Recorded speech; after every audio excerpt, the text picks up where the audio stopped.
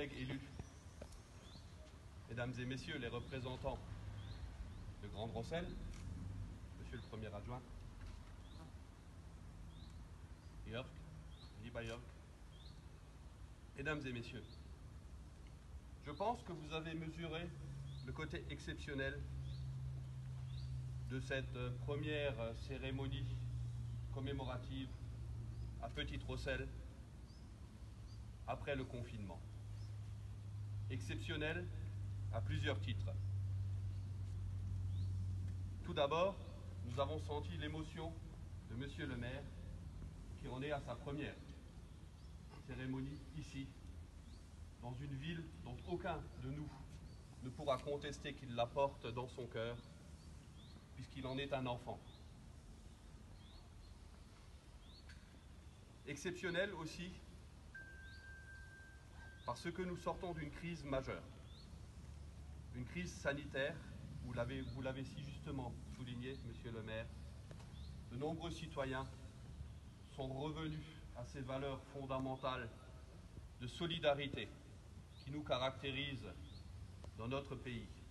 Un grand nombre se sont mis en péril pour se mettre au service d'autres, et cela librement, fraternellement et de manière tout à fait équitable.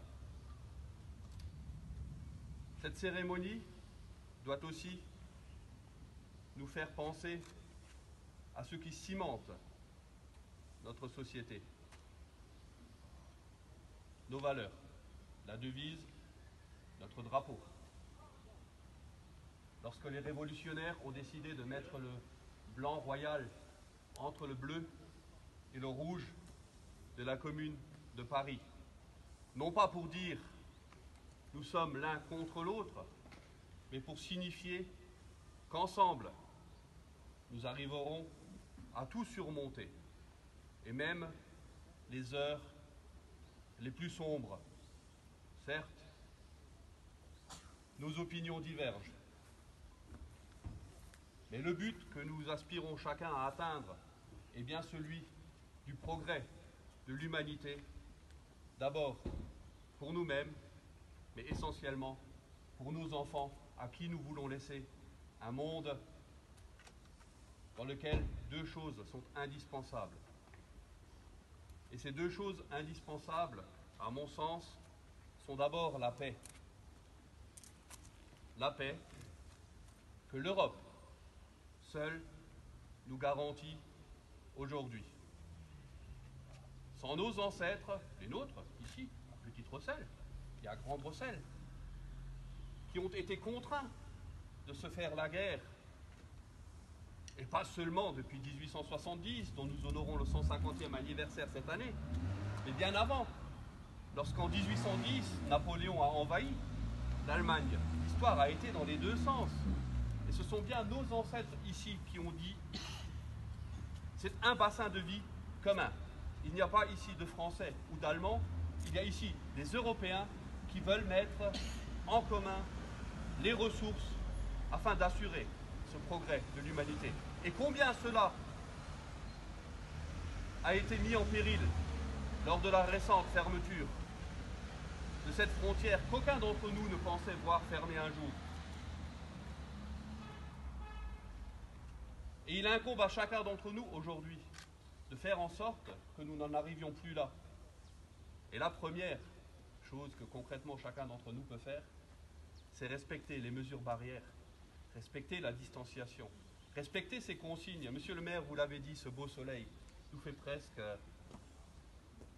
penser que nous sommes en vacances. Soit, mais le virus, lui, ne connaît pas de vacances. Le deuxième élément indispensable au progrès de l'humain est que nous ayons un bateau sur lequel nous puissions naviguer, une planète. Et la seule manière aujourd'hui de conserver cette planète, ce sont les principes de raison du développement durable, d'envisager chaque chose dans notre quotidien à notre place individuelle. Et vous voyez, une seconde fois, chacun a la capacité, à sa place, d'intervenir. Et ce n'est pas que le député, le maire ou le président de la République qui doit faire changer les choses. Chacun, à sa place, a la possibilité aujourd'hui de faire évoluer par ses comportements quotidiens. Et la durabilité, ce n'est pas que l'écologie, ce n'est pas que réduire la production de dioxyde de carbone. La durabilité, c'est aussi l'égalité, l'équité entre les hommes et les femmes. La durabilité, c'est aussi la relation que chacun d'entre nous entretient avec le monde de l'entreprise, un monde plus social, comme vous l'avez dit, monsieur le maire. Et pour tout cela, je fais confiance aux Rossellois, parce que je sais que même s'ils ont une réputation qui leur est acquise bien au-delà des frontières de la simple circonscription de Forbach, ils portent au cœur les valeurs de solidarité et de fraternité qui ont tant fait au niveau de nos pères et de nos grands-pères au fond des mines ici.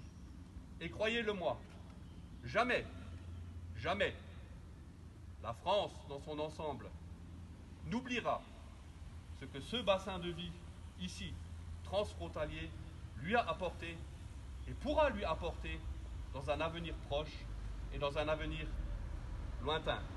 Vive la France, vive la République.